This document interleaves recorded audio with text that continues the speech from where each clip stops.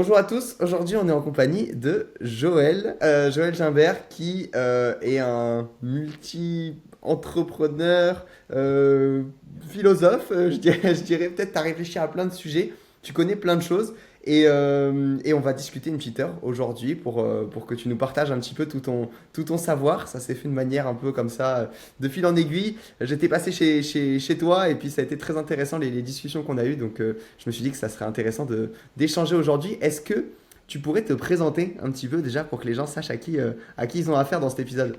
Ah bah oui, volontiers.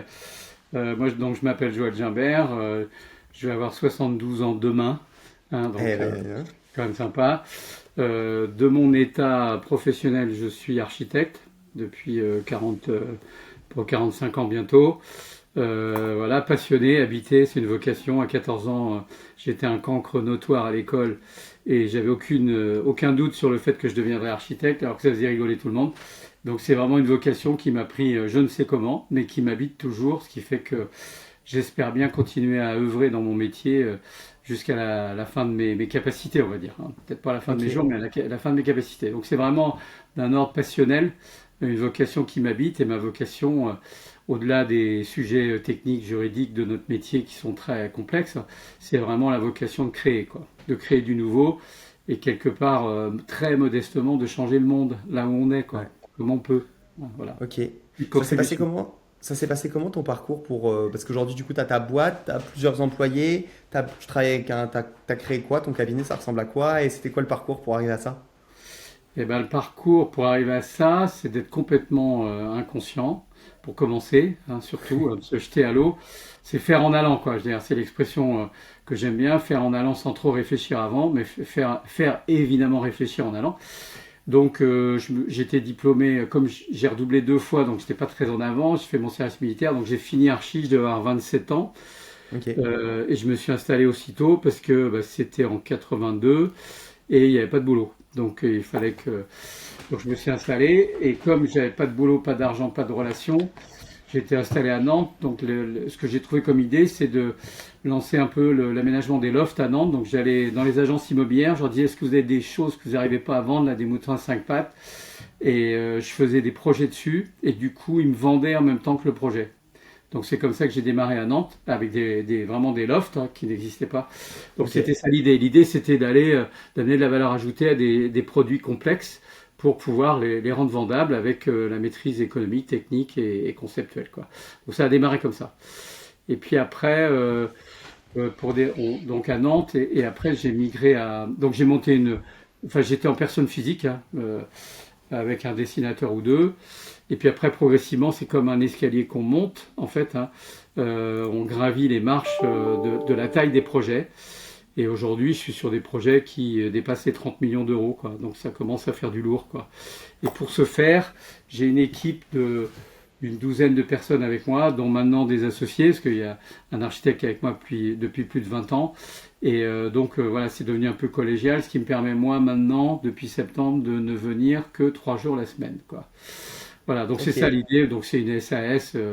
Après, c'est que des moyens, mais l'idée, c'est quand même d'avoir, une fois qu'on a fait la démonstration qu'on est capable de porter des projets de plus en plus importants, bah, d'avoir l'outil qui va avec, quoi, pour assumer, quoi. Donc, ok, mais j'ai eu ok. jusqu'à 17 personnes et j'ai volontairement réduit parce que je voulais garder mon métier. Je voulais pas devenir que un chef Manager. d'entreprise, Hmm. manager. Voilà, donc voilà, là on est 10, 12 et c'est très bien. Voilà. Ok. Il y a eu des périodes où c'était plus compliqué que d'autres dans ce parcours où t'étais pas forcément prédestiné à faire ça au début. Comment ça s'est passé? C'était quoi les moments difficiles à surmonter? Alors moi, je suis pas du tout profilé pour ce métier-là, dans sa globalité, parce que moi, je suis un introverti, rêveur, voilà, fantaisiste, un peu dans le genre. Donc ça veut dire, ça c'est de l'inné, hein, ce qui donne la créativité. Et la problématique de ce métier, c'est qu'elle a fait appel en fait à deux pédales.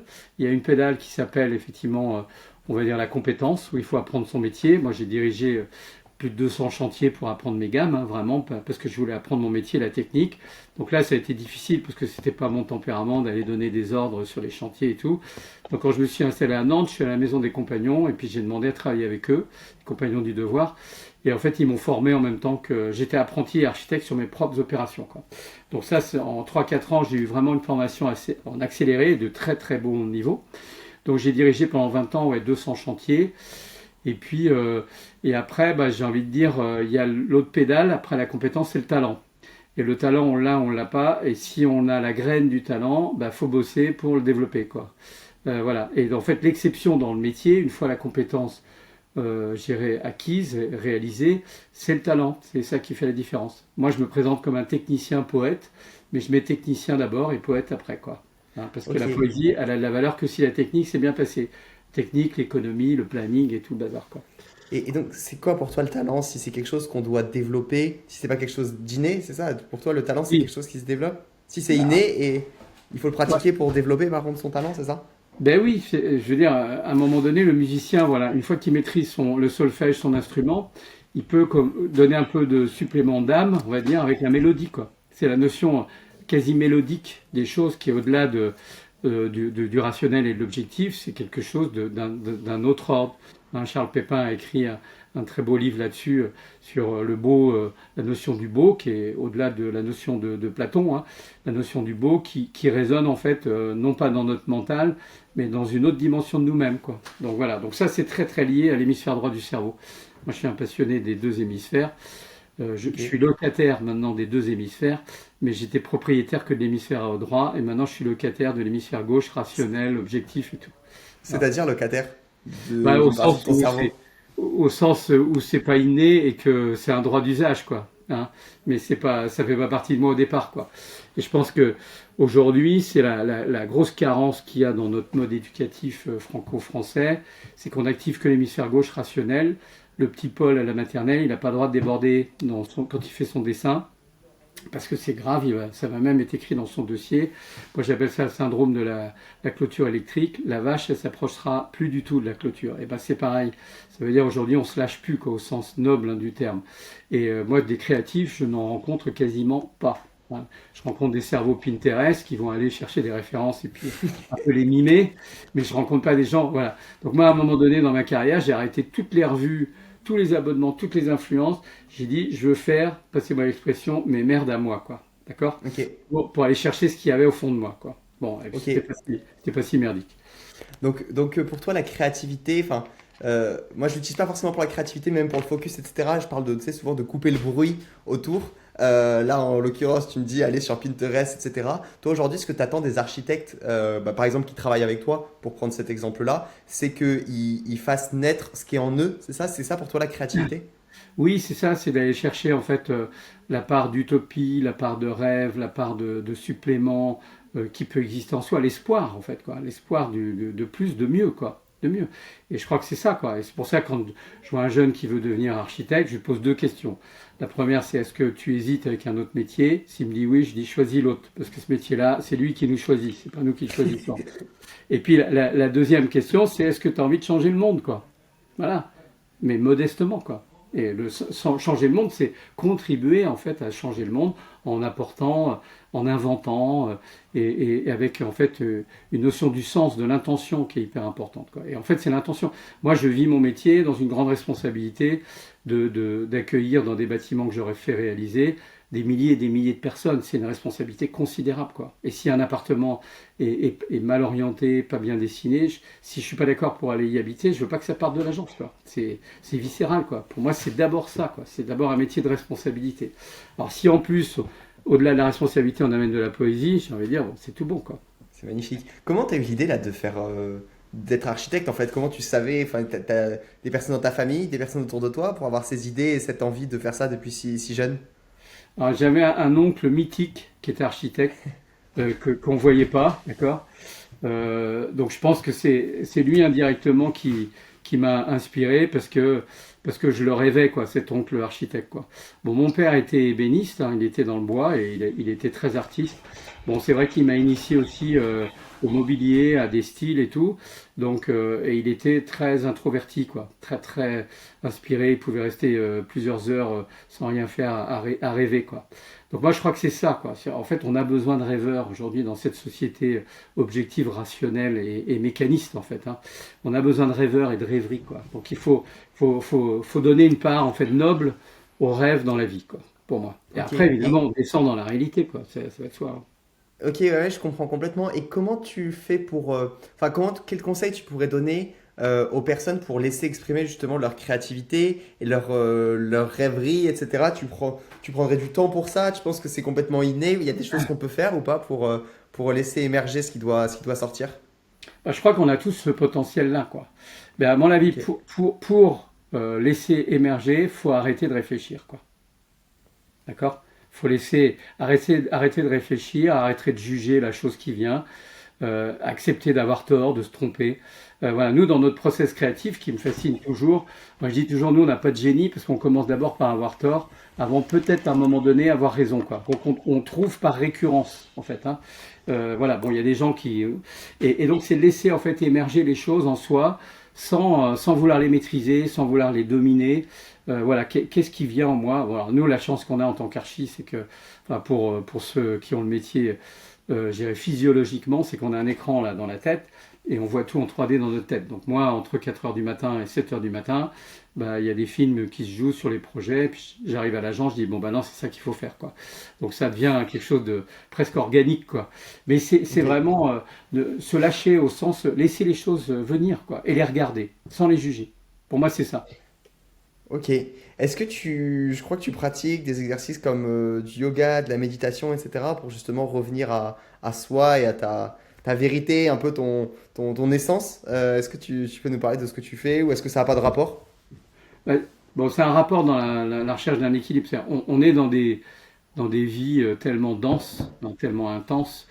Tous les outils qui sont magnifiques et à notre disposition font qu'effectivement, il y a une fréquence de sollicitation très très forte, quoi. Donc il faut se créer des espaces de silence, quoi. Des espaces en fait de retour à soi dans le silence. Donc c'est pas mystique, hein. Moi je suis pas un mystique. C'est vraiment de dire voilà, essayons de se retrouver à soi-même, quoi. Par ces temps de yoga, là, l'intérêt c'est qu'arriver à un certain âge, c'est quand même pas mal d'entretenir son corps parce qu'on a plus de confort, hein. Et puis travailler sa respiration et tout. Et puis la méditation, je veux dire, moi je peux méditer en conduisant en voiture, quoi. C'est pas, c'est en fait un état de non-cérébralité, quoi, hein. Laisser de Ouais. reposer un peu la mayonnaise là pour voir ce qu'il y a vraiment dedans. Donc ça, je pense que c'est hyper important. Mais sur l'activation de la créativité, bon, Christine, mon épouse, elle anime un atelier sur la pédagogie d'Arnaud Stern. Arnaud, c'est Arno et Stern, qui est un monsieur qui vient de décéder à une centaine d'années, qui a fait peindre la planète entière et qui a vraiment mis en place une espèce de protocole d'atelier pour qu'on puisse réactiver notre hémisphère droit devant la page blanche, quoi. D'accord? Et ça, c'est Ok. hyper intéressant. Moi, j'ai peint pendant 5 6 ans dans son atelier et du coup, ça m'a boosté, quoi. Ça m'a Ok. boosté alors que je suis déjà créatif, quoi. Voilà. Ok. Donc c'est une sorte en fait, des sortes de peintures à partir donc, quand tu dis l'hémisphère droit, c'est-à-dire la partie très créative qui Créatif. pense, qui s'exprime sans passer par le mental, qui réfléchit, c'est ça?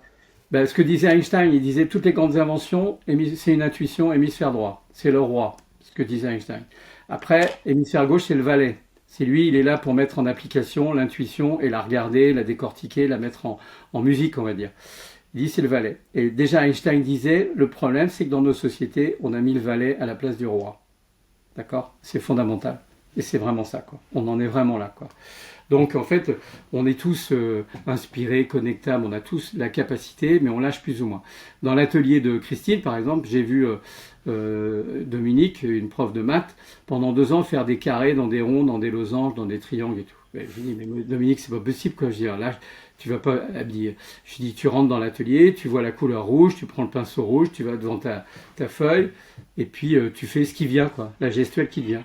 Alors elle me disait, je peux pas, c'est pas possible, je peux pas. Ça veut dire quoi? Ça veut dire il faut que je maîtrise intellectuellement ce que je vais exprimer avant de l'exprimer, quoi. Donc c'est la notion de contrôle, quoi.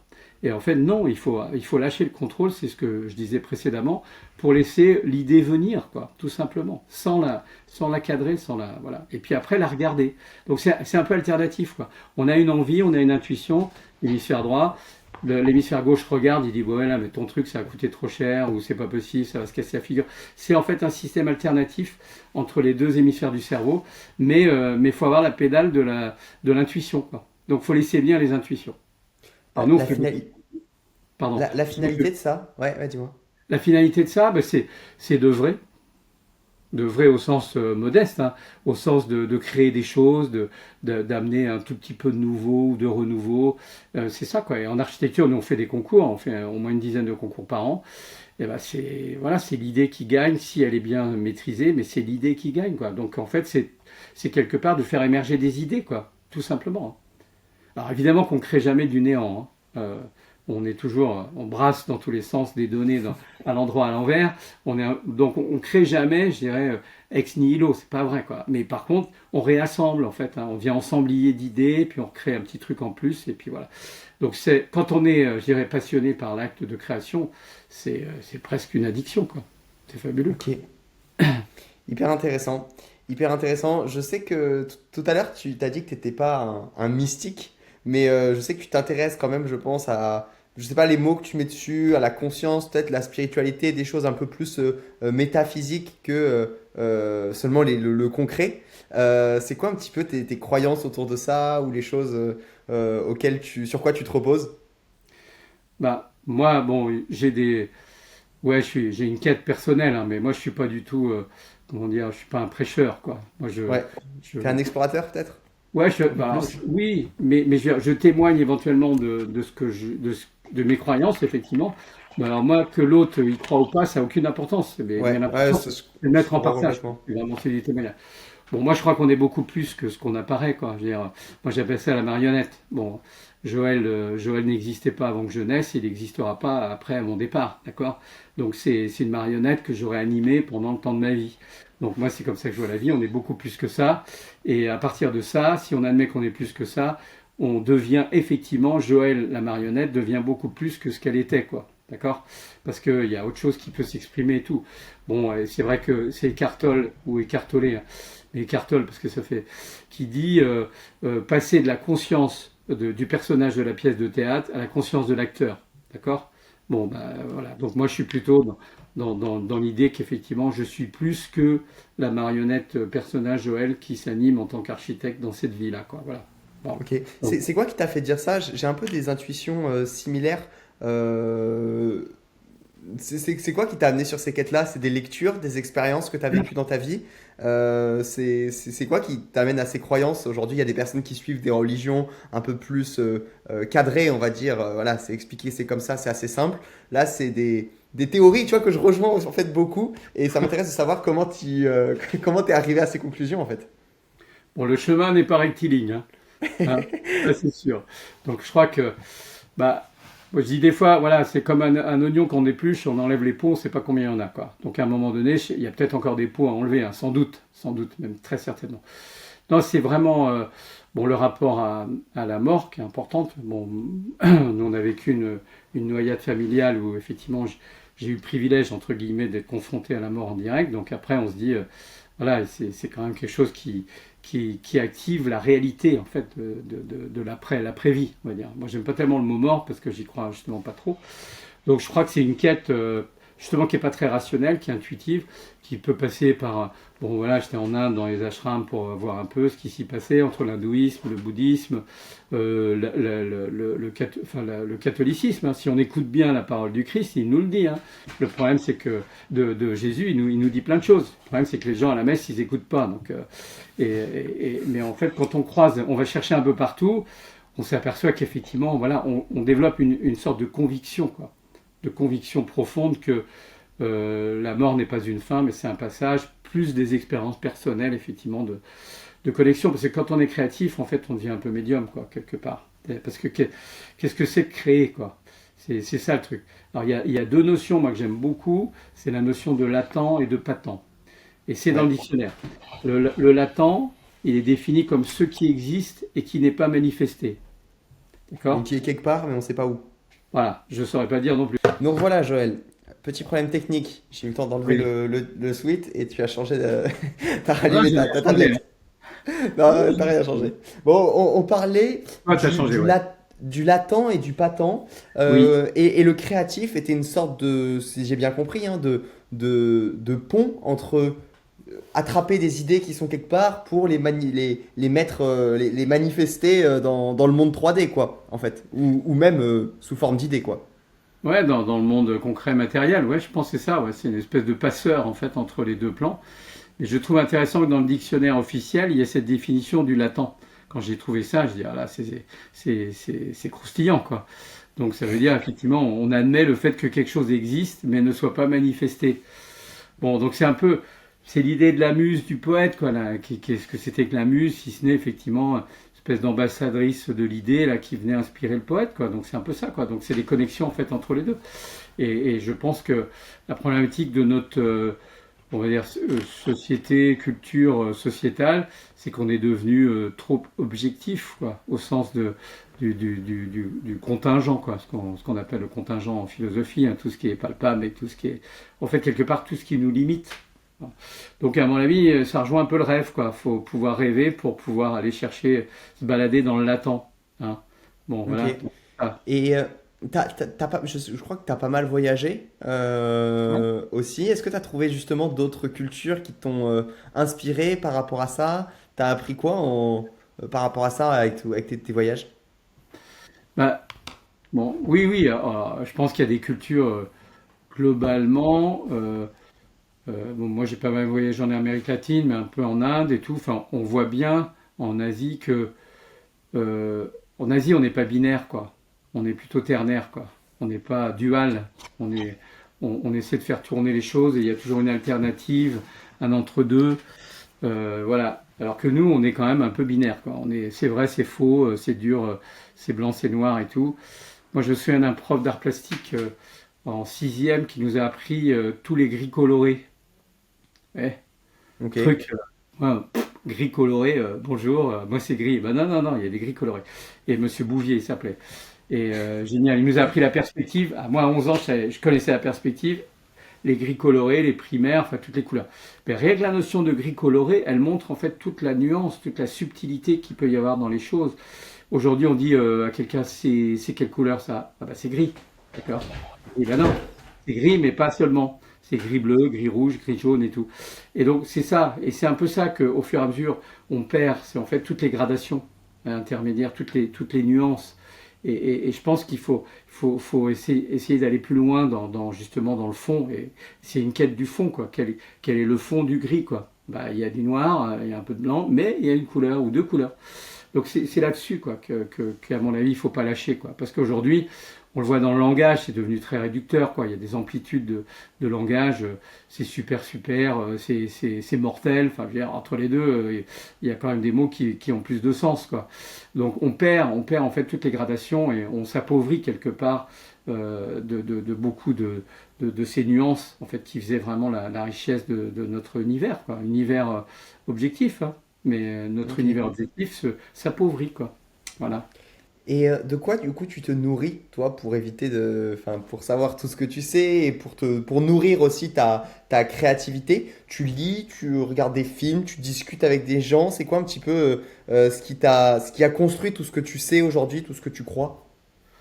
Alors, bon, déjà, moi, en archi, bon, moi, moi, j'ai fait philo, histoire de l'art, art plastique, donc je suis un espèce d'hybride en archi.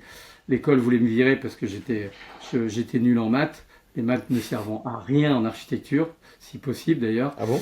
Et franchement, ça n'a rien à voir. Et Ok. donc, moi, mon prof d'art plastique était un archi. Il m'a dit, bon, bah, toi, je vais pas te donner des cours d'art plastique. Tu vas dans la rue et puis tu me dessines tout ce qui t'intéresse, tout ce que tu vois d'intéressant. Et il m'avait dit, il s'appelait Alain Guns, il m'avait dit, tu apprendras à regarder. D'accord? Bah, bon, on dit ça, tu dis ok. Bon, et en fait, il avait complètement raison. C'est qu'à un moment, j'ai appris à regarder en allant me balader avec mon bloc de croquis et puis voir tout ce que je pouvais trouver dans les petites maisons de banlieue, les petits détails et tout. Je les dessinais quoi. Et en fait, en vérité, oui, j'ai appris à regarder. Donc, je crois que la première des choses pour nourrir son univers, il y avait un autre prof qui nous disait on ne crée pas du néant, c'était la même chose, c'est d'apprendre à regarder, en fait, pour remplir sa banque de données, quoi. Remplir les infos, parce qu'il faut absolument, c'est des milliards et des milliards d'infos. Donc apprendre à regarder, c'est se nourrir, d'accord? En parallèle, on peut aussi, Super. une des qualités pour moi essentielles de l'architecte, c'est d'apprendre à écouter aussi, fondamental, hein. Apprendre à écouter, moi je dis souvent l'aventure, elle n'est pas dans la réponse, elle est dans la question. La grande aventure, elle est dans la question. C'est-à-dire de ne pas avoir peur d'aller au bout de la question. Parce que très souvent, on interpose une espèce de pré-réponse parce qu'on a peur d'aller au bout de la réponse, de la question, pardon. Et en architecture, pour moi, c'est fondamental, quoi. J'écoute la question de mon client, des contraintes, et tout ça inspire la réponse, quoi. Donc, c'est vraiment d'aller au bout du possible dans cette ouverture, en fait, qui nous enrichit à chaque fois. Rencontrer quelqu'un, bah, c'est le recevoir, quoi. C'est l'écouter, c'est le, comment dire, et là, il nous enseigne rien que par ce qu'il est, donc c'est vraiment une ouverture. Je pense que c'est plus une notion d'ouverture et de présence en fait à ce qui est proposé, quoi. Visuellement, auditivement, voilà, et émotionnellement. Donc c'est de cet ordre-là. Bon, en parallèle de ça, moi je lis tout le temps, hein, parce que je suis un passionné. Bon, j'ai lu tout ce qui pouvait m'intéresser.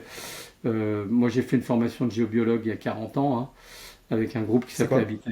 Bah, c'est en fait la prise en compte de tous les phénomènes telluriques du sous-sol, puisque la Terre est une boule d'énergie, de feu, quoi. Évidemment qu'il y a des champs magnétiques partout.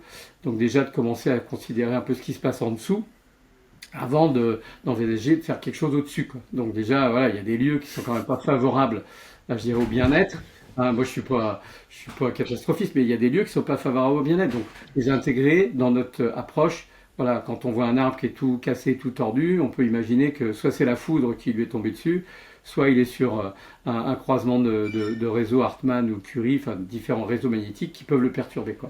Donc c'est vraiment cette capacité en fait à s'intéresser à tout d'une façon globale, quoi, la plus globale possible. Donc moi je suis nul partout, mais enfin j'ai pas de, non je suis pas nul partout, mais je suis pas bon partout, mais j'ai une espèce de transversalité de réflexion, quoi.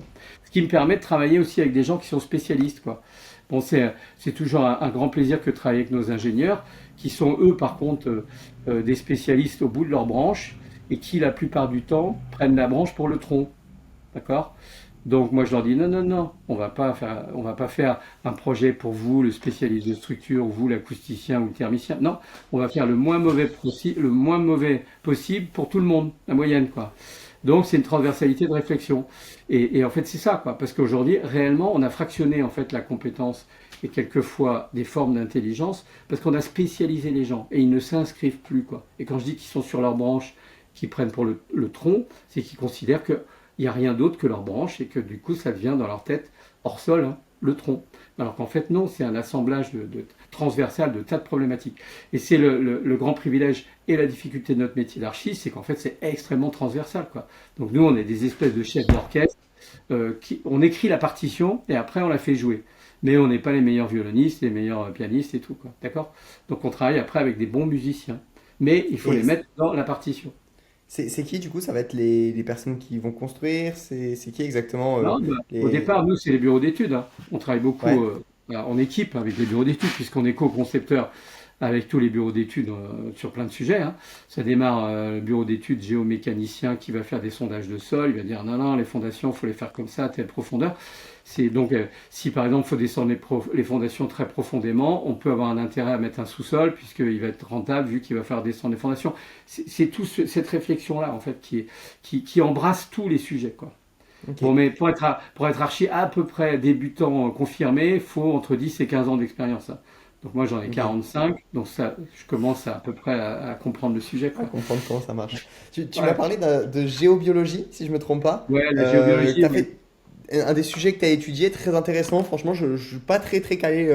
C'est pas quelque chose que j'ai exploré. Qu'est-ce que tu peux nous apprendre dans les grandes lignes là-dessus? Alors, tu m'as dit il y a oui, il y a des ondes. Comment ça Ah bah, fonctionne un petit alors, peu? c'est pas des ondes, hein. En fait, ce sont des Ouais, champs magnétiques champ terrestres. magnétique. Voilà. La Terre est une boule d'énergie de feu, hein. On le voit bien quand il y a un volcan, quoi. Donc, elle génère en fait des champs magnétiques.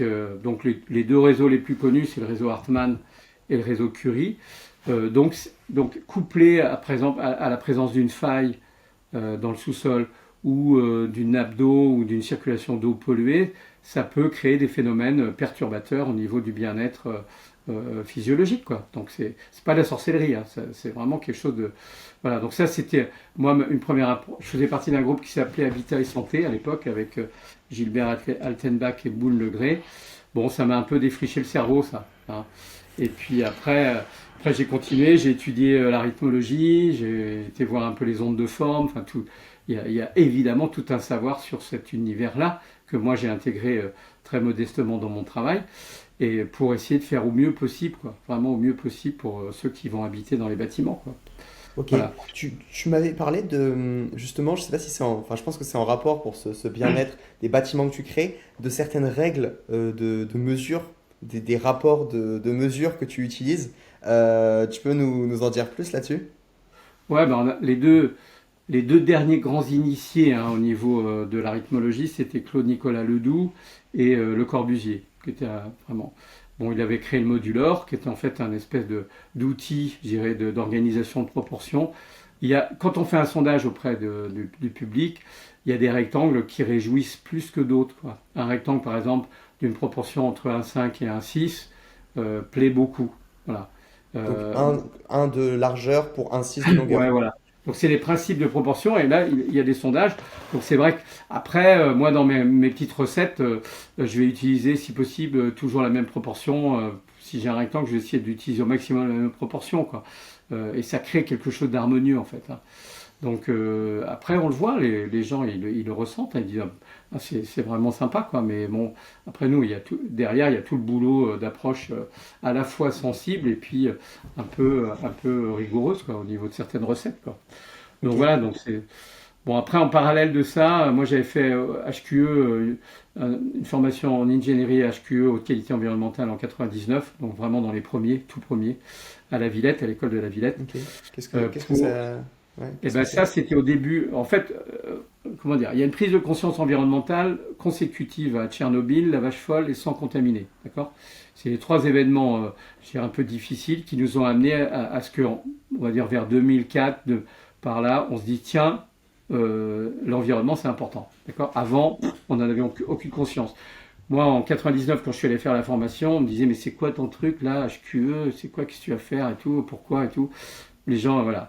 Donc, quand il y a eu consécutivement ces trois événements un peu difficiles, les gens ont commencé à s'interroger sur effectivement la question de l'environnement. Puis on a eu effectivement le trou d'ozone et tout.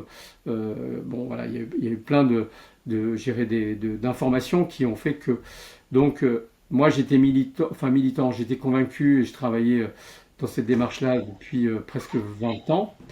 Ouais. Euh, et là, j'ai voulu structurer ma formation et avoir un diplôme.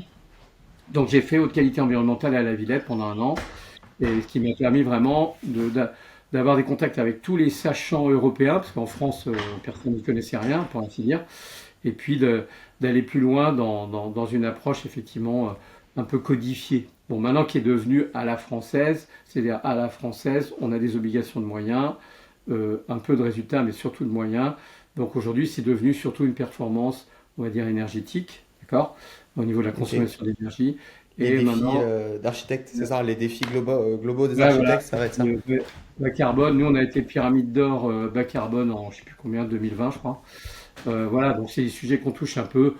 Bon voilà, on dit on est vraiment des gens bien parce qu'on stocke beaucoup de carbone dans nos bâtiments. Mais pourquoi on stocke beaucoup de carbone dans nos bâtiments? C'est donc une bombe à retardement. C'est on stocke le carbone qu'on ne peut pas gérer et qu'on continue encore à produire, quoi. Hein, d'accord? Donc c'est une logique qui est quand même un peu discutable, quoi. C'est on dit oui, oui, attendez qu'on trouve des solutions, donc stockez dans vos bâtiments. Voilà. C'est-à-dire stocker dans les bâtiments, dans les matériaux, ça va être où ça Alors, dans le concrètement? bois, ouais, dans le bois, dans les laines de bois, on fait des isolants avec des tissus recyclés. Voilà, tout ce qui peut contenir du carbone et qui est stocké est en fait vertueux quelque part parce que ça va venir dans l'équation de l'environnement qui ne cesse d'en produire. Ça va venir un peu amortir le choc, quoi. Ah, le Mais mettre quelque part, ok, ok, je ah oui, comprends. on le stocke, on le stocke. Hein, c'est vraiment de cet ordre-là, quoi. C'est pour ça que j'appelle ça une bombe à retardement parce qu'un jour, il Ouais, sera parce qu'il est stocké quelque stocké. part. Et si par exemple il brûle, il va être émis, si par exemple on Voilà. brûle ces matériaux-là, ils sont émis dans l'atmosphère. Ouais, avec les Ok, poussières en plus. Ok, et justement, c'est un sujet qui t'intéresse un peu, bah, je pense, tu vois, la durabilité, on pourrait dire, globalement. Est-ce que tu as orienté ta vie un petit peu autour de ça, que ce soit à travers ton métier, à travers d'autres choix de vie, pour que bah, l'espèce humaine, disons, perdure un petit peu sur Terre? C'est des sujets auxquels tu as réfléchi? Bah ouais, j'ai eu la chance, j'ai fait une usine de valorisation de déchets à côté de Laval, là, à Changé pour le groupe Séché. D'accord, ça c'était il y a 20, ouais, au moins 20 ans. Et ça m'a permis de voir en fait ce que c'était vraiment que nos déchets. Ok, Euh, donc j'ai vu des paysages disparaître hein, littéralement, des trous de 30 c'est-à-dire? mètres de... Bah, c'est-à-dire, il y a un paysage agricole, et Ok, puis on fait un trou, mais sur plusieurs hectares, hein, on fait un trou de 30 mètres de profondeur, et on va y mettre nos déchets pour en faire une montagne à près de 30 mètres de hauteur, d'accord? donc Donc ça en ça veut dire, France. en France, bien sûr. Et donc ça veut dire, moi aujourd'hui, quand je pousse mon conteneur au bout de fin de mon chemin, là, j'ai plus la même conscience qu'avant, parce c'est une responsabilité collective, quoi. Aujourd'hui, ça y est, on dit, bah voilà, le camion poubelle, il est passé, mais non, après, il y a plein de choses qui se passent, quoi. Donc il y a des degrés de stockage différents, mais vraiment, il faut avoir conscience que, en fait, la collectivité et les entreprises gèrent nos déchets, quoi. Donc première solution, effectivement, c'est d'en produire le moins possible, quoi. Donc oui, dans ma vie actuelle, je fais en sorte d'en produire le moins possible. Je le vois d'ailleurs dans mon village, parce que on met moins souvent que les autres les conteneurs à ramasser. Et puis la notion de recyclage, elle est aussi, comme elle produit souvent de la fumée et tout, enfin, je veux dire, brûler du plastique, c'est pas si vertueux que ça, quoi. Donc ça Hmm. interroge aussi, quoi. Moi, je pense que effectivement, on commence à consigner les bouteilles en verre ou brûler les bouteilles en verre pour refaire du verre. D'un point de vue environnemental, énergétique, c'est aberrant, quoi. Donc, je pense que oui, il faut avoir. On peut changer le monde, à mon avis, aujourd'hui, uniquement pour moi avec le billet de 10 euros, quoi. Tout le reste, c'est de la foutaise, quoi. Les bulletins de vote et les machins, c'est de la foutaise. C'est que le billet de 10 euros et la conscience qu'on y met qui peut changer le monde derrière, quoi. Comment Donc on qu'est-ce qu'on fait achète? de notre argent en fait? C'est ça, ouais. Ouais. Aujourd'hui, il y a un débat sur la drogue et tout. Et c'est vrai que de dire aux consommateurs, mais c'est vous qui êtes responsable du fait qu'il y ait des dealers, parce que c'est vous qui consommez, quoi. Arrêtez de consommer, il n'y aura plus de dealers. Voilà. Donc faut arrêter de se décoller de la responsabilité de ce qui se passe in fine, quoi. Et sur la pollution, c'est la même chose, quoi. Bon, alors, entre autres, je fais du jardin potager depuis une petite dizaine d'années, parce que je voulais approcher, on va dire, la possibilité de survivance, hein, d'autonomie. Ouais. Et en fait, on a oublié que la nature est d'une générosité phénoménale, quoi. On plante 3 graines de courge, on a 20 courges, quoi. On a je sais pas combien Ouais, de je kilos de peux. courges. Alors, donc depuis en fait le 19e, hein, où on a déraciné le paysan pour en faire un ouvrier urbain, qui avait encore un petit potager, hein, malgré tout, dans les corons et tout, on a déconnecté en fait, on nous a déconnecté de la nature et on se rend pas compte qu'il y a une abondance phénoménale, quoi. C'est phénoménal. Moi, je suis émerveillé de voir la générosité de la nature, quoi. Et c'est Ouais. pas un gros boulot. Donc moi, je fais du moche, je couvre et tout. Franchement, pourtant, je suis chef d'entreprise, je n'y passe pas ma vie. Et ben, nous, on n'achète pas de légumes pendant 6 mois. Puis après, on a encore des réserves entre les pommes de terre, les courges. Voilà. Donc ça, je dirais l'environnementaliste urbain vertueux, ben, ces légumes, ils arrivent quand même en semi-remorque. D'accord. Donc, il est quand même déconnecté je dirais, de la source vivrière, quoi. Donc moi, je pense qu'il faut réfléchir sur tous les sujets et puis consommer les produits de la saison, locaux, puis à pas manger des ananas à tout bout de champ ou je sais pas quoi, quoi. Donc voilà, Ok. c'est du bon sens, quoi. Donc oui, Ok. j'y fais gaffe. On chauffe au feu de bois avec un grand poêle confortable en base parce que bah oui, même pas au pellet parce que moi les pellets, je trouve que ça bouffe de l'énergie pour les produire. Donc Hmm. voilà, le feu de bois à la limite, on va ramasser des branches dans la forêt, les branches du bois mort et on peut chauffer, quoi. Revenir au bon sens paysan, quoi. Ok, super, super, super clair sur ce sujet-là. Euh, Aujourd'hui, c'est quoi un petit peu je sais pas si c'est des enseignements ou des conseils que tu pourrais donner, tu vois, pour des plus jeunes entrepreneurs, parce qu'au final, bah voilà, tu as entrepris toute ta vie avec ton cabinet. Tu penses que c'est quoi aujourd'hui ce dont peut-être le monde a besoin, comment on peut entreprendre, ce qu'il faudrait faire, une manière de vivre sa vie qui te semble bonne à suivre, je sais pas. Bah, moi, je crois que la première chose, quand, quand je vois des jeunes et tout, je leur dis surtout par rapport à votre avenir, vos orientations, allez écouter en vous-même ce qui vibre, ce qui vous réchauffe. Voilà. Je veux dire, c'est mettre du cœur dans sa vie, quoi. C'est vraiment de se dire qu'est-ce que. Alors, je donne des fois, je fais une proposition, des fois qui fait un peu peur. Je dis, imagine-toi sur ton lit de mort, tu vas mourir dans 10 minutes, qu'est-ce que tu regrettes? Voilà, bah fais-le, d'accord? En fait, c'est vraiment ce qui vivait en toi. Donc, c'est vraiment d'écouter, là encore, hein, de se rêver au sens noble du terme dans la vie. Qu'est-ce qu'on veut accomplir dans cette vie-là? Qu'est-ce qu'on veut ou ne pas accomplir, hein, en fait, qu'est-ce qu'on veut être? Parce qu'on parle beaucoup du faire, mais en fait, qui on veut être, quoi? Qui on veut être en faisant. Hein. Faut mettre l'être avant le faire. Parce que faire pour faire, non, qui on veut être en faisant. Donc je crois que c'est vraiment ça, quoi, là-dessus qu'il faut. Et puis, même si c'est bouché, même si c'est pas raisonnable, même si c'est pas grave, quoi, il faut y aller, quoi. Et je pense que cette dimension voilà, du cœur fait la différence. Moi, je dis souvent, quand je présente des projets, vous savez, on a mis du cœur à l'ouvrage, quoi. Et on y a mis du cœur. Alors, c'est pas parfait, il y a des trucs, vous allez voir, on est d'accord, mais on y a mis du cœur, quoi. Et ça se sent, quoi. Donc c'est l'intention, à mon avis, qui va faire la différence, en fait. Et il faut porter une intention dans sa vie, quoi. Qu'est-ce que je suis venu faire ici, quoi? Parce que franchement, globalement, c'est quand même un gros marigot, on patauge là-dedans, on sait pas trop. Donc moi je dis, des fois, il faut devenir un peu le nénuphar sur le marigot, quoi. Mais ça n'empêche on a les racines dans le putride, parce qu'on est bien dedans, mais il faut essayer d'aller un peu plus haut que le marigot, quoi.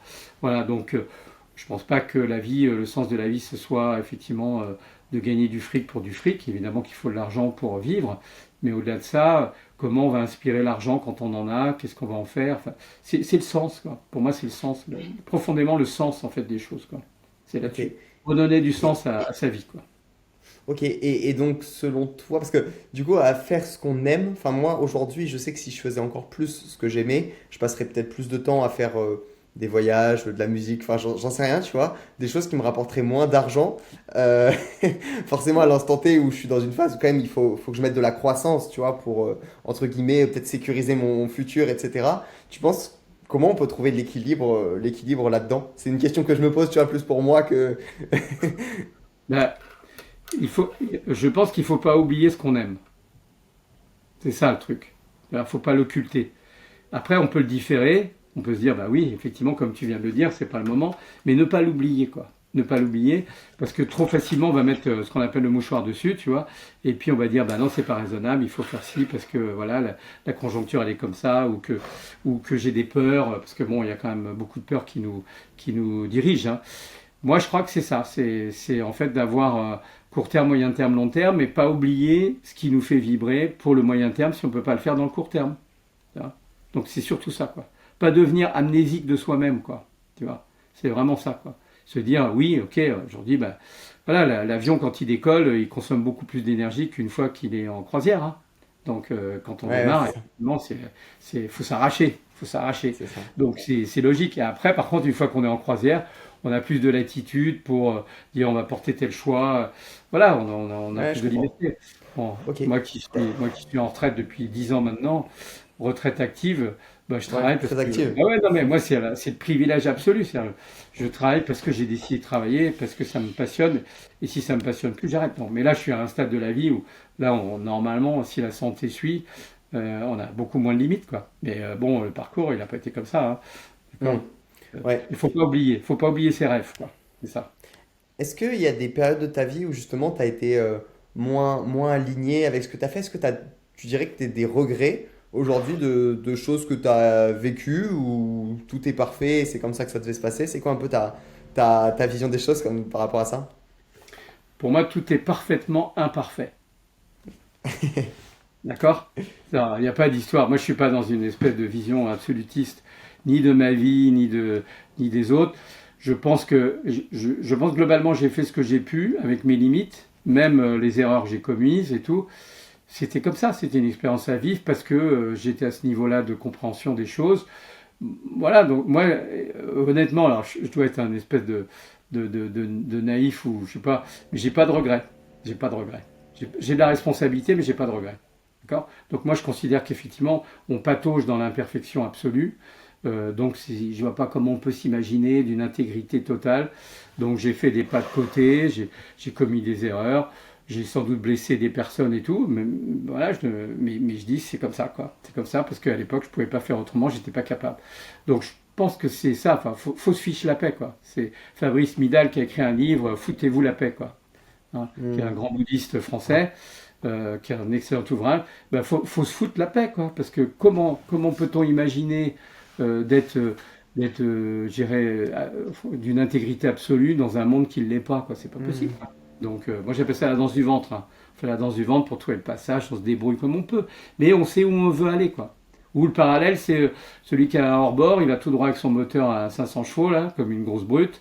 Et celui moi je suis plutôt pour la voile, bah, on tire des bords, mais on sait où on veut aller, mais on va changer de cap parce qu'il y a les courants, il y a les vents et tout, mais on sait où on veut aller, quoi. Donc on tire des bords. Donc c'est pas parce qu'on a tiré un bord à droite que on va s'en vouloir de ne pas être allé tout droit, quoi. Donc il faut savoir où on veut aller. En fait, c'est ça pour moi. C'est ça qui est fondamental, quoi. Et ce qu'on veut Et, porter. et toi, du coup, tu as toujours su un petit peu, bah, avec ton métier, mais sinon même les autres pans de ta vie, la famille que tu voulais avoir, le métier que tu voulais avoir, les relations que tu voulais avoir, tu as toujours su un petit peu, tu as toujours réussi à définir ce que tu voulais, parce que c'est quand même ça aussi la difficulté, c'est bien beau de savoir, de se dire il faut des objectifs, il faut savoir vers où on va, mais pour certaines personnes, je sais que c'est dur du coup de savoir, tu vois.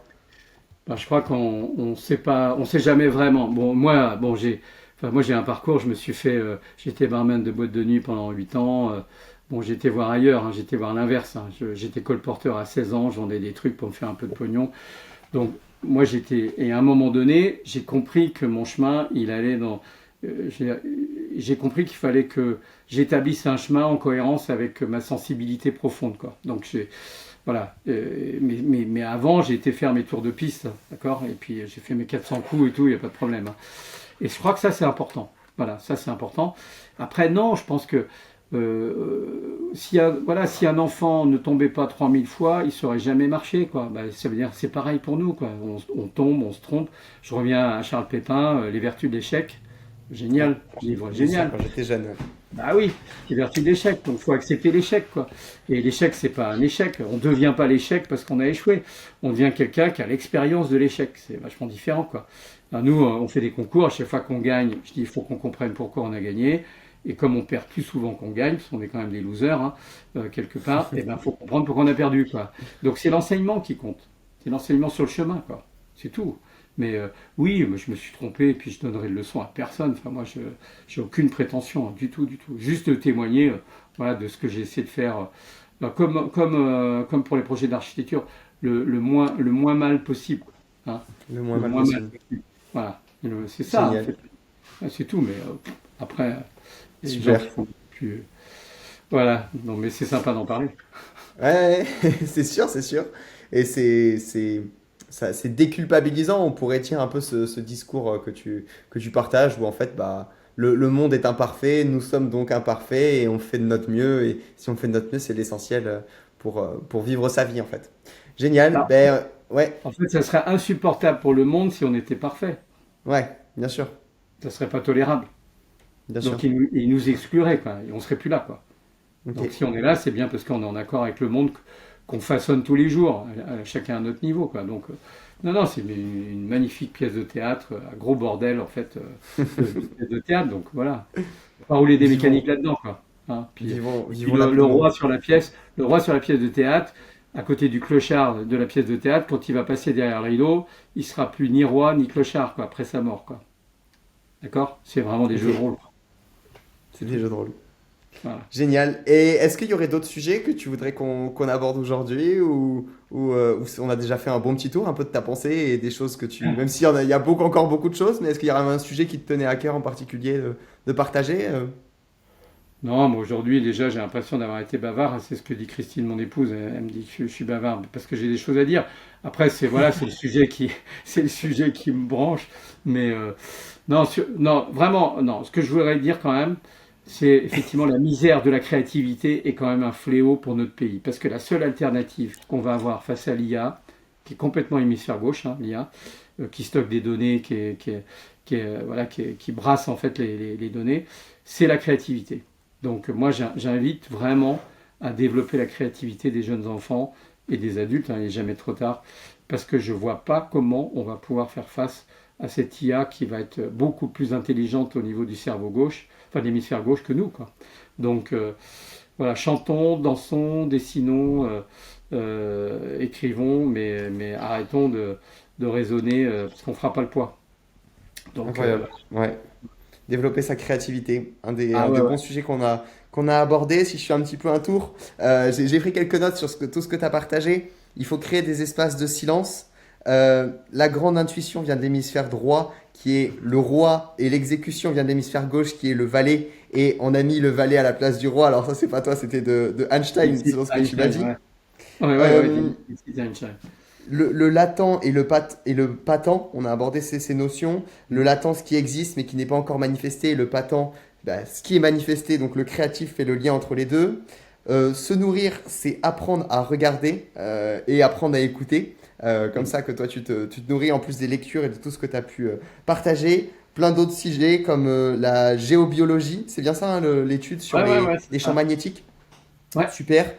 Petit tips, imagine sur ton lit de mort ce que tu aimerais pouvoir dire, ce que tu aimerais avoir vécu. Très bon ça ne met pas exercice à faire l'ambiance, là, ça ne met pas qui peut l'ambiance. faire un peu flipper, mais pourquoi pas. Oui. Ne pas oublier ce qu'on aime.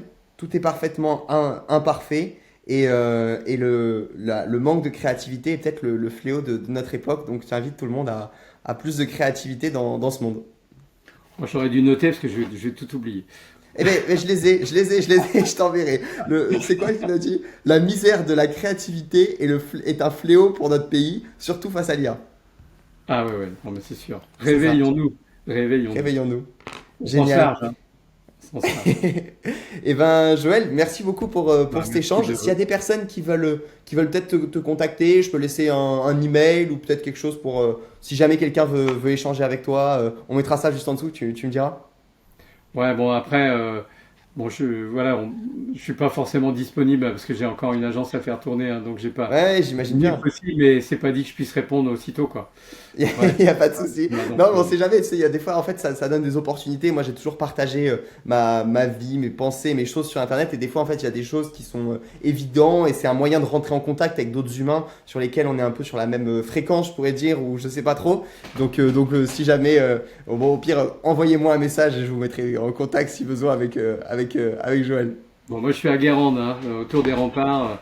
L'agence s'appelle Asa Gimbert. On est basé à Guérande. On intervient sur enfin, le grand ouest de la France, hein, de la Normandie à la Vendée. Et voilà, donc c'est même de passage. Voilà, si jamais vous voyez l'agence à Guérande, bah, sonnez quoi. On vous ouvrira. Génial. Merci beaucoup, Joël. À Non, bientôt. avec plaisir. Allez, bientôt. Au Salut. revoir.